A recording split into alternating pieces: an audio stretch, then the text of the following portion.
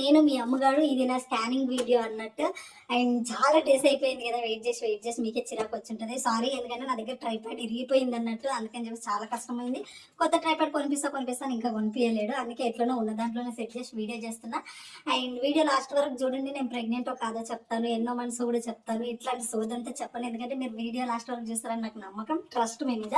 So నేను స్టార్టింగ్లోనే చెప్తా, నేను ప్రెగ్నెంట్ కాదు. అండ్ మీరైతే ఫస్ట్ ఒక లైక్ చేయండి. మరి స్కానింగ్ అంటే ఏంద్రా అమ్మగా అంటే చెప్తాను నేను. ఇది యూట్రస్ స్కానింగే, బట్ ప్రెగ్నెంట్ అయితే కాదు. ఏందా స్కానింగ్ దేనికి అని అంటే, మీకు తెలుసు నేను ఇప్పుడే పిల్లలు వద్దని చెప్పేసి కాపర్ట్ వేయించుకున్నా, చెప్పిన ఓల్డ్ వాళ్ళకైతే తెలుసు.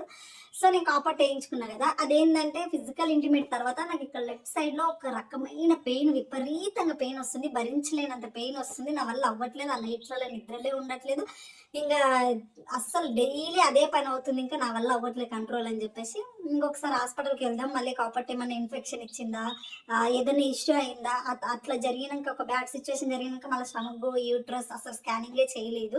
హెల్త్ ఇష్యూస్ మళ్ళీ కంటిన్యూస్లీ వస్తుంది కదా అని చెప్పేసి మేము మా డాక్టర్ దగ్గరికి వెళ్తే, సర్లే ఒకసారి యూట్రస్ కూడా ఎట్లుందో చెక్ చేద్దాము, కాబట్టి ఏముంది ఏమైనా అయిందా అని చెప్పేసి చూద్దాము, ఒకసారి స్కానింగ్ చేయండము అని చెప్పేసి చెప్తే మేము అప్పుడు స్కానింగ్కి వెళ్ళినాం అన్నట్టు. బట్ మీ అందరి బ్లెస్సింగ్, ఆ దేవుడి బ్లెస్సింగ్, అందరి బ్లెస్సింగ్స్ కలిపి నా యూట్రస్ కానీ నా హెల్త్ కానీ సూపర్ అంటే సూపర్ ఉంది, ఎలాంటి ఇష్యూ లేదు. ఎగ్స్ చాలా బాగా గ్రోత్ అవుతుంది, యూట్రస్ కూడా చాలా హెల్తీగా ఉంది. అయితే ఇంకేం ఇష్యూ లేదు. బట్ మళ్ళీ పెయిన్ ఎక్కడి నుంచి వస్తుంది అని అంటే, కాపర్ట్ అనేది నాకు సెట్ అవ్వట్లేదు, అస్సలు సెట్ అవ్వట్లేదు. ఫస్ట్ కాపర్ట్ వేసుకున్నప్పుడు కూడా అంతే, అదంతకు అదే పడిపోయి ప్రెగ్నెన్సీ కన్ఫర్మ్ అయ్యి అంత పిచ్చి పిచ్చిగా అయిపోయిందా. మళ్ళీ ఇప్పుడు కూడా అసలు కాపర్ట్ అనేది నాకు డే 1 నుంచి కూడా సెట్ అవుతుంది. అంటే కొందరు బాడీలకు అట్లనంటే అది సెట్ అవ్వట్లేదు. ఇంకా కొంచెం మంచిదైనా వేయించుకుందాము అనేసి అని మాకుంది, కొంచెం ఎక్కువ డబ్బులు అయినా సరే వేయించుకుందాంలే కొన్ని ఇయర్స్ అని చెప్పేసి ఉంది మాకు. కానీ అస్సలు కాపర్టే నాకు సెట్ అవ్వట్లేదు.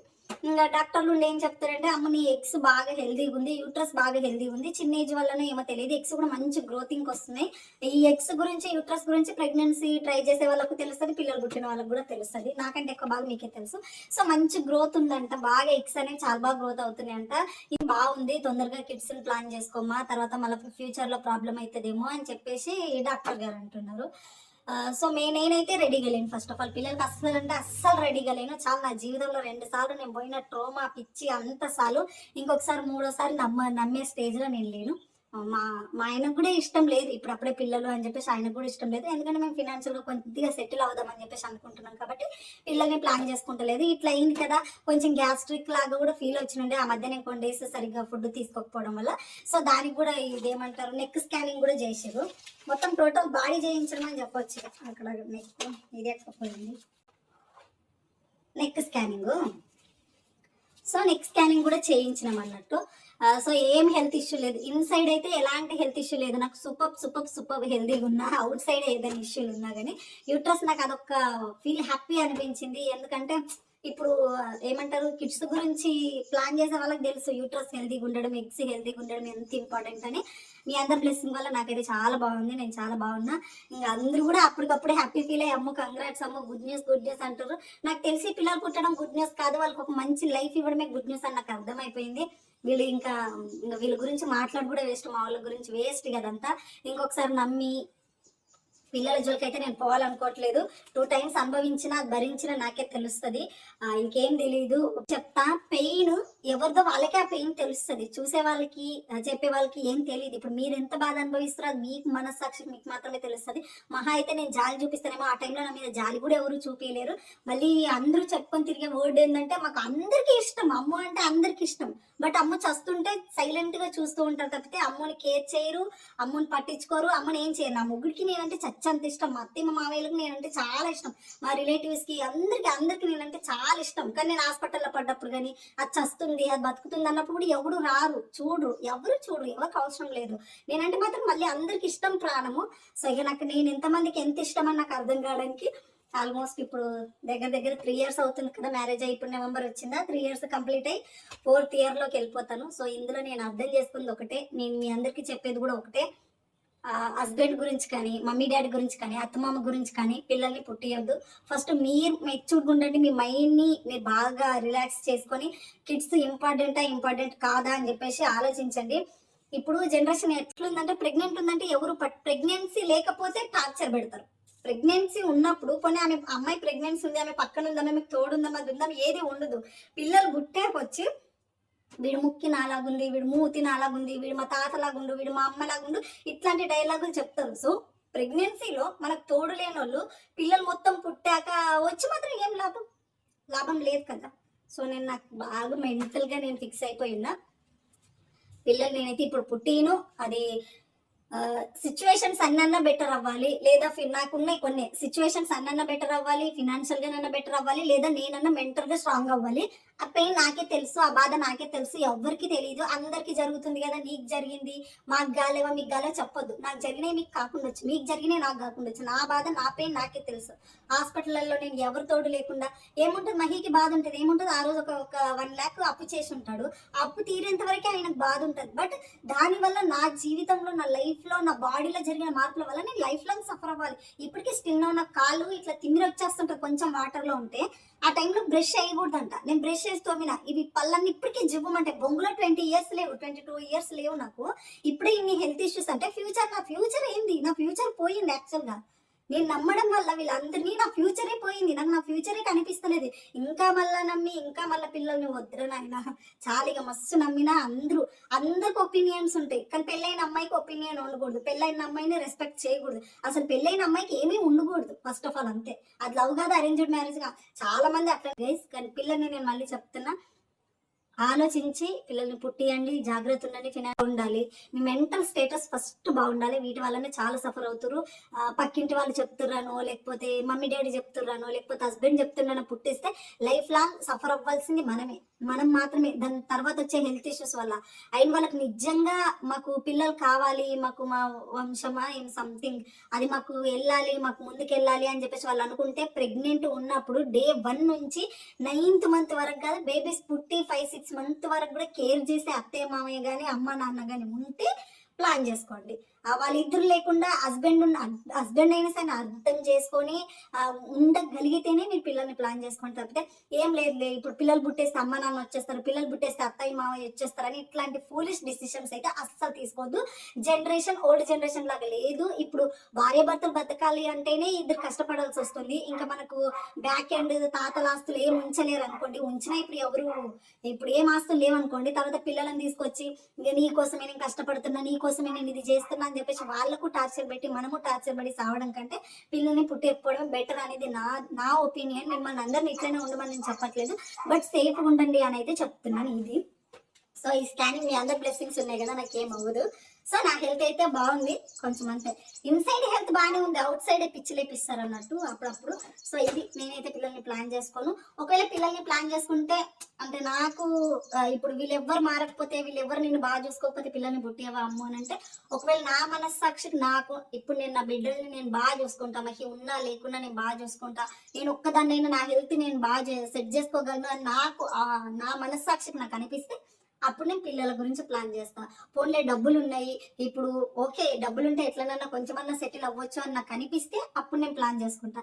అండ్ ఫస్ట్ 2-3 times లాగా అట్లా నేను అంత పిచ్చి పిచ్చిగా చేసి చెప్పకుండా అదేం లేదు. ఒకవేళ నేను ప్రెగ్నెన్సీ ప్లాన్ చేసుకున్నా నేను వచ్చి మీకు ఇన్ఫర్మేషన్ ఇస్తా. ఎందుకంటే మన సొంత వాళ్ళకంటే మన చుట్టుపక్కల వాళ్ళే మన మంచి కోరుతారు. సో నేను అంత బ్యాడ్ స్టేజ్ లో ఉన్నప్పుడు కూడా వాళ్ళు గొడవ పడ్డారు తప్పితే ఆ పిల్లకి మెంటల్ ట్రామా ఉంటది. దాని తర్వాత వచ్చే కాంప్లికేషన్స్ ఎన్ని ఉంటాయి, ఎంత డిప్రెషన్లోకి వెళ్తుంది, ఎంత హెల్త్ పాడై ఉంటుంది అని ఒక్కరు కూడా ఆలోచించలేరు. ఇంక్లూడింగ్ నా కోసం చచ్చిపోతాను అని చెప్పిన నా ముగ్గురు కూడా. ఎంతసేపు వాళ్ళకి తప్పని ఈయన తప్పని వాళ్ళు తప్పితే ఈ 3 yearsలలో నాకనేది ఒక ఒపీనియన్ ఉంటుంది, నాకనేది ఒక హెల్త్ ఉంటుంది, నాకనేది కూడా ఒక మనిషి ఉంటుంది. ఆ పిల్ల హర్ట్ అవుతుంది, ఏడుస్తుంది, హెల్త్ పాడైతుంది, ఏ ఒక్కరికి ధ్యాస రాలేదు. సో ఓకే, అది మన చేతులతో మనం చేసుకున్నాం కదా. సో దానికి నేను ఎవరిని రాందని చెప్పట్లేదు. అట్లా అని చెప్పేసి పిల్లల్ని కూడా నేను పుట్టాను ఇంకా చాలా. నేను ఇంకొకసారి తింగరదానిలాగా నాకు బాగా అర్థమైపోయింది. ఆలోచించకుండా ఫస్ట్ ఆఫ్ ఆల్ నేను లవ్ చేయడం తప్పు అని నేను చెప్పను, బట్ ఇంట్లో వాళ్ళు ఒప్పుకునేదాకా ఉండాల్సిందేమో అది ఒకటి ఉంది. అదొకటి బాగా అర్థమైంది నాకు. అబ్బా ఎందుకురా నమ్మినా, అండ్ వీళ్ళ సిచ్యువేషన్ నుండి ఏ పేరెంట్స్ ఒప్పుకుంటారు? ఏం లేదు, జాబ్ లేదు, ఆస్తులు లేవు, ఏం లేవు. పాపం మా వాళ్ళని అనడానికి కూడా ఏముంది, నన్నే చెప్పు తీసుకొని కొట్టాలి తప్పితే వాళ్ళు మా వాళ్ళు ఏమీ లేదు. వాళ్ళు ఎవరైనా అదే ఆలోచిస్తారు. నా కూతురు పుడితే నేను అదే ఆలోచిస్తా, ఏం లేనోడికి నేను ఎందుకు ఇస్తా, అన్నున్నవాడికి నేను ఇస్తానని అనుకుంటారు. సో వాళ్ళకి కూడా ఏం రాంగ్ లేదు, నాదే రాంగ్ అనుకున్నాం. ట్రై చేద్దాం అనుకున్నాం కానీ ఏ యాంగిల్లోనూ లేదు, అది సెట్టే కాదు, ఏ యాంగిల్లో సెట్ అవ్వదు. మా వాళ్ళు చూసే మ్యాచెస్ వేరు, ఈయన ఉన్నది వేరు. వాళ్ళు ఈయనను కంపేర్ చేసుకొని చూస్తే అసలు ఒక 10% కదా ఆప్షన్లలో కూడా రాడు మహి. సో ఇది వద్దులే, నేను కూడా అందరిలాగే అనుకున్నా, పెళ్ళి అయిపోతే ఒక బాబు పాప పుడితే సెట్ అయిపోతారు. అండ్ మోస్ట్లీ నేను ఎక్స్పెక్ట్ చేసింది ఏంటంటే మా వాళ్ళు నన్ను అన్ని రోజులు వద్దలరు అని, అదొక్కటే. ఇప్పుడు గైస్ తల్లిదండ్రికి దూరం అయితే ఏదో ఒక రోజైనా సరే వాళ్ళ ప్రేమనో లేకపోతే ఇంకే దాని వల్లనో కలిసే ఛాన్స్ ఉంటుంది. కానీ మనం ప్రేమించిన వాళ్ళని ఒకసారి వదులుకుంటే ఇంక ఈ జీవితంలోనే మళ్ళీ వాళ్ళని మనం చూడలేము. అది ఒక్కటే ఉండే మా మైండ్లలో అంతే. ఇంకా పేరెంట్స్ని వీళ్ళు ఇది అదని కాదు. ఏంటంటే ఇప్పుడు ఒకసారి వదిలేసినాం అనుకో, ఇంకా జీవితంలో మళ్ళీ మేము ఇద్దరం కలవలేం కదా, అది ఒక్కటే ఆప్షన్. నేను ఇంత కాంప్లికేట్ అవుతుంది, ఇంత అయితే అని నేను అస్సలు అనుకోలేదు కూడా. అంటే నార్మల్ అయిపోతుంది, కలుస్తారు ఒక కొన్ని డేస్ తర్వాత, అట్లా ఇట్లా అనుకున్న ఒక అమ్మాయిని కదా, ఆ ప్రేమ అదంతా నాకు తెలుసు. బట్ ఇక్కడికి వచ్చినాక నాకు తెలియకుండా అర్థమైంది ఏంటంటే, ఒకవేళ వీళ్ళ గొడవలు వీళ్ళ ఇవన్నీ చూస్తుంటే నాకే అనిపిస్తుంది, ఎందుకురా చేసుకున్నా నేను, ఈ ఫ్యామిలీలకు ఎందుకు వచ్చిన, అసలు ఏంది స్టార్టింగ్ ఏంది ఎండింగ్ ఏంది నాకు అసలు అర్థమే అయితలేదు. ఎప్పుడు ఒకవేళ నిజంగానే ఈ వీడియోస్ కానీ నా లైఫ్ కానీ మా వాళ్ళు చూస్తే నన్ను ఈ జీవితంలో యాక్సెప్ట్ చేయరు, ఈ జీవితం మొత్తంలో యాక్సెప్ట్ చేయరు. మా మమ్మీ వచ్చి నన్ను చెప్తూ కొడుతుందేమో నాకు తెలిసి, ఇలాంటి వాళ్ళ కోసమా, ఇలాంటి ఫ్యామిలీ కోసమా, ఇలాంటి ముగ్గురు కోసమా మమ్మల్ని మా పరువునంతా రోడ్డు మీద పెట్టేసి వచ్చావు తల్లి అని చెప్పేసి చెప్పి తీసుకుని కొడుతుందేమో మా మమ్మీ నాకు తెలిసి. నాకు రివర్స్ ఆన్సర్ చెప్పుకోవడానికి కూడా లేదు. నాకు అవన్నీ పక్కన పెట్టండి, జాబ్లు ఆస్తులు అన్నీ పక్కన పెట్టండి. నాకు నేను వెళ్ళి నా ఫ్యామిలీకి నేను ప్రౌడ్గా చెప్పలేను, చూడు ఇది నా అత్తింటి ఫ్యామిలీ, ఇది నా మొగుడని నేను గర్వంగా చెప్పుకోవడానికి కూడా నాకు లేదు. నేను అదే చెప్తాను. మీరు ఎంతసేపు వాళ్ళు మీరు గొడవ, నేను మా మహికి ఎన్నిసార్లు చెప్పండి, మహి మీరు గొడవ పడుతున్నారు తప్పితే ఒక్క నిమిషం కూడా నా గురించి ఆలోచించట్లేదు. మీరు ఎంత చేస్తారు కదా, రేపు అదే నా ఫ్యామిలీ నా దగ్గరికి వచ్చి వీళ్ళ కోసమా మమ్మల్ని రోడ్డు మీద పెట్టావు, మా పరువంతా తీసావు అని చెప్పేసి నన్ను మా మమ్మీ అడిగితే నేను ఏం ఆన్సర్ చెప్పాలి మహి దానికి, ఇది కరెక్ట్ కాదు అని చెప్పేసి అన్న వాళ్ళు బుర్రలకి వేసుకోరు, చెప్పినా వేస్ట్, అర్థం కాదు ఇక వాళ్ళకి. ఇంకా అందుకని చెప్పేసి చెప్పడం మానేసి అన్నీ అయిపోయాక ఇప్పుడు అంటాడు మా మహి, ఒకవేళ వెళ్దామంటే పద ఇంటికి వెళ్దాము అని చెప్పేసి. అంటే నేను అయిపోయి హాస్పిటలైజ్ అయిపోయి నేను చచ్చిపోయి మీ అందరి బ్లెస్సింగ్ ఉండడం వల్ల నేను బ్రతికిందేమో, కానీ నాకు అప్పుడే ఏదో ఒకటి నేను చచ్చిపోతే ఏముంది, వాళ్ళ మమ్మీ డాడీ మహికి ఇంకొక పెళ్లి చేస్తారు, ఈ పాటికి ఇంకో పాప బాబా పుడుతుంది, అంత సింపుల్. పోయేది నేనే కదా. అది ఇది ఏమో ఎవరిని బ్లేమ్ చేయాలని నాకు లేదు, కానీ ఇష్టం లేకపోతే ఇష్టం లేదు అని చెప్పాలి డైరెక్ట్గా. మాకు మీది లవ్ మ్యారేజ్ రా, మాకు అమ్మాయి నచ్చలేదు, మాకు ఇష్టం లేదు అని అంటే ఒకలాగా ఉంటుంది, కానీ మాకు అమ్మాయి అంటే ఇష్టమే. బట్ ఇది ఏమి ఇష్టమో నాకు, అదే అమ్మాయి ఇష్టం, అందరికీ ఇష్టమే. అదేదో చెప్తచ్చు, నేను అందరికీ ఇష్టమైనప్పుడు నాకు ఎందుకు ఇన్ని బాధలు ఉంటున్నాయి నాకు అర్థమవుతుంది, నాకెందుకు ఇంత మెంటల్ ట్రోమా, నాకెందుకు ఇంత ఇది అనేది నాకు అర్థం కాదు. ఇదేందో మరి మళ్ళీ నన్ను అందరూ ఇష్టపడే వాళ్ళే, నన్ను అందరూ పొగిడే వాళ్ళే, నన్ను అందరికీ నచ్చిన దాన్నే. బట్ ప్రాబ్లమ్స్ కూడా బోనస్లో వస్తున్నాయి. సర్లే, ఎవరి ఇష్టం వాళ్ళది, మీకు నచ్చినట్టు చేయండి. నాకు ఇంకా ఒకసారి మహిన్ నమ్మి ఇల్లు వదిలినా, ఇంకొకసారి నమ్మి ఈ ఇల్లు వదిలి ఇంటికి వెళ్ళడం, వాళ్ళ దగ్గరికి వెళ్ళడం అయితే నాకు జరగదు. ఇంకా నేను పూర్తిగా ఈసారి నేను ఏం డిసిషన్ తీసుకున్నా, అది అత్తయ్య వాళ్ళ ఇంటికి వెళ్ళినా, రేపు బేబీస్ పుట్టినా, ఏం చేసినా సరే కంప్లీట్గా నా డిసిషన్ అయ్యి ఉండాలి. నా వల్ల కాదు ఇంకా, ఇప్పుడు ఒక్కంతో భరించడమే నా వల్ల అయితే లేదు. రేపు ఊరు వెళ్ళి మళ్ళీ వాళ్ళందరూ ఇదే మైండ్ సెట్ అయితే ఇంకా నేను ఇక జీవితం మొత్తం ఏడవాలి. ఇక్కడైతే ఒక్కడినే భరిస్తున్నా, అక్కడికి వెళ్తే ఇంకెంతమందిని భరించాలో కూడా తెలియదు. మొన్న ఒకసారి అంటున్నాడు వెళ్దామా ఇంటికి అని, కుక్కలాగా ఎన్నిసార్లు, నార్మల్ మనిషిలాగా కూడా కాదు, కుక్కలాగా అడుగుంటా ఎప్పుడు 2 to 3 years. 2 years అయితే పిచ్చి కుక్కలాగా అడిగినా నేను. సెకండ్ టైం నాకు అట్లా జరిగినాక నా మనసు ఇరిగిపోయింది, కానీ ఫస్ట్ టైం అంత పెద్ద సిచ్యువేషన్ జరిగినా కానీ నేను ఎవరి మీద మనసు ఇరగొట్టుకోలేదు. అదే సిచ్యువేషన్స్ పాపం వాళ్ళే పరిస్థితులు ఉన్నారు, అప్పటికి కూడా నేను వాళ్ళ సిచ్యువేషన్ మహి సిచ్యువేషన్ ఆలోచించిన తప్పితే నేను ఎంత సఫర్ అవుతున్నా, నేను ఎంత మెంటల్ ట్రామాలోకి వెళ్తున్నా అనేసి నేను ఒకసారి కూడా ఆలోచించకపోతుండే. అరే అని ఉంటుంది. ఇక సెకండ్ టైం నాకు ఆ మనసు ఇరిగిపోయింది గైస్, నాకు నిజంగా మనసు ఇరిగిపోయింది. నేను కూడా మనిషినే గైస్, వాళ్ళు నేను మనిషిలా కనిపిస్తలేనేమో మరి, ఎంతసేపు వాళ్ళ అరే ఆడొకటి ఉంది, అది కూడా ఒక మనిషి, దానికి ఒకటి ఉంటది, అరే పాపం మన పాపాన పోలేరు ఒక్కరు కూడా. ఏమన్నా అంటే మళ్ళీ హర్టింగ్లు బాధలు ఇంకేమేమో ఉంటాయి. సో ఏమన్నా చేసుకోండి గైస్, నేను టైర్డ్, నేను ఎక్కడికి వెళ్ళాలని ఇంకా చాలు నా అనుకునేవాళ్ళు. ఇట్లా మీ సపోర్ట్ ఉంది చాలు, అంతే. ఇంతకు మించి ఇంకేం లేదు. ఒకవేళ నేను ప్రెగ్నెన్సీ ప్లాన్ చేస్తే మీరు అసలు టెన్షన్ పడాల్సిన అవసరం లేదు, నేనే వచ్చి చెప్తా, ఫస్ట్ మంత్ నుంచే చెప్తా. ఎందుకంటే నా మంచి చెడు చెప్పాల్సింది మీరే, నాకంటే ఇంకా పుట్టింటి వాళ్ళని దూరం చేస్తా నా చేతులతో. నేను అందరూ ఉన్న అనాథని నేను, నిజంగానే అందరూ ఉన్న అనాథని నేను. సో నేను ఒకవేళ ప్లాన్ చేసుకుంటే నాకంటూ ఉన్న ఫ్యామిలీ మీరే. నాకంటూ జెన్యున్‌గా నా గురించి ఆలోచించేది ఎవరైనా ఉందంటే అది మీరు కాబట్టి నేను ఫస్ట్ డే 1 నుంచే చెప్తాను. అండ్ వీడియోస్ కూడా చెప్తాను. నేను లాస్ట్ 2026లో చెప్పా. ఈ ఇయర్ నేను ఏడవకూడదు గైస్. ఈ ఇయర్ నేను ఫుల్ ఎంజాయ్ చేయాలి, హ్యాపీగా ఉండాలి అని చెప్పేసి. అందుకే ఎంత మాట్లాడినా నేను ఏడవట్లేదు. నేను స్ట్రాంగ్ అవుతున్నా కొంచెం కొంచెం. అంటే ఏడ్చేది ఆ వర్త్ పీపుల్ గురించి ఏడవాలి. అంటే ఒక ఇంకా నేను ఏడ్చిన సిచ్యువేషన్ రాదని నాకు అర్థమైపోయింది. So I'm strong and thank you so much. Love you all. అర్థమైందని అనుకుంటున్నాను.